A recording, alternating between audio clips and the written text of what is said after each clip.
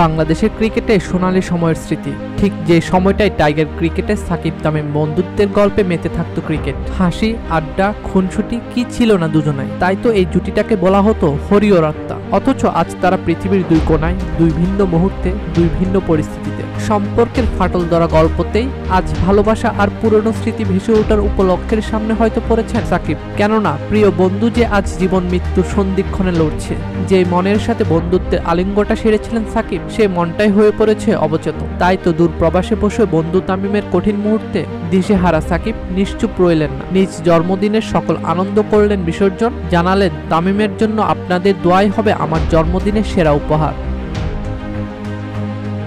24 March দিনটা শুরু হয়েছিল সাকিব আল হাসানের জন্মদিনের শুভ উপলক্ষের মধ্য দিয়ে, কিন্তু সময়ের বিচিত্র গল্পের দিনের শেষটা টাইগার ক্রিকেট সমর্থকদের পার করতে হয়েছে আতঙ্ক আর ব্যথিত মন নিয়ে। তামিম ইকবাল খান করে বসেছেন স্ট্রোক, হৃৎপিণ্ডটাই নাকি কথা বলা বন্ধ করে দিয়েছিল। বন্ধু তামিম যখন হাসপাতালে, তখন সাকিব ভিন্ন টাইম জোনে, ভিন্ন দেশে। তবে যখনই হয়তো শুনেছেন তামিম লড়ছেন মৃত্যুর সাথে, তখন তার শক্ত হৃদয়ে হয়তো থমকে গেছে। তার অন্য থেকে আজ বন্ধুত্বের রোলার কোস্টার রাইড যার সাথে শেয়ার করেছেন সাকিব, তাকেই নাকি চিরতরে হারিয়ে ফেলবার শঙ্কাটাও ছিল। নিজ জন্মদিনের আনন্দের উপলক্ষের মধ্যেই দেশসেরা সাকিব পেলেন এমন ভয়াবহ দুঃসংবাদ। তাই তো ব্যথিত হৃদয় নিয়ে ফেসবুকে লিখলেন একটা পোস্ট, জানালেন বন্ধু তামিমের সাথে তিনি চলতে চান আরো লম্বা একটা পথ।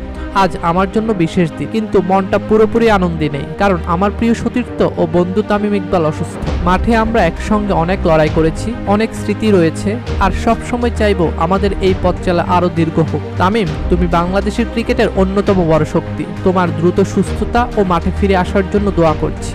ইনশাআল্লাহ তুমি খুব তাড়াতাড়ি সুস্থ হয়ে আমাদের মাঝে ফিরে আসবে। তামিমের জন্য আপনাদের দোয়াই হবে আমার জন্মদিনের সেরা উপহার। দোয়া করবেন আমার ভাই তামিম যেন দ্রুত সুস্থ হয়ে আবারও মাঠে ফিরতে পারে। সবশেষ তথ্য অনুযায়ী হাটে রিং পরানো তামিম এখন কথা বলতে পারছেন। আগের চাইতে অনেকটাই ভালো আছেন তিনি। তাকে নিয়ে সংখ্যাও কমছে ধীরে ধীরে। এভাবেই গোটা বাংলাদেশ সহ সারা বিশ্বের ভক্ত সমর্থকদের দোয়া ও ভালোবাসায় হয়তো সুস্থ হয়ে ফিরবেন তামিম। আবারও 22 গজে তুলবেন উইলোজর, আর সাথে জীবনের কঠিন এই মুহূর্তের সময়টার স্মৃতিচারণ করতে করতে ভাববেন তিনি সত্যিই ভাগ্যবান। তার সুস্থতা কামনায় কোটি মানুষের দোয়া ও ভালোবাসাটা যে রয়েছে তার সাথে।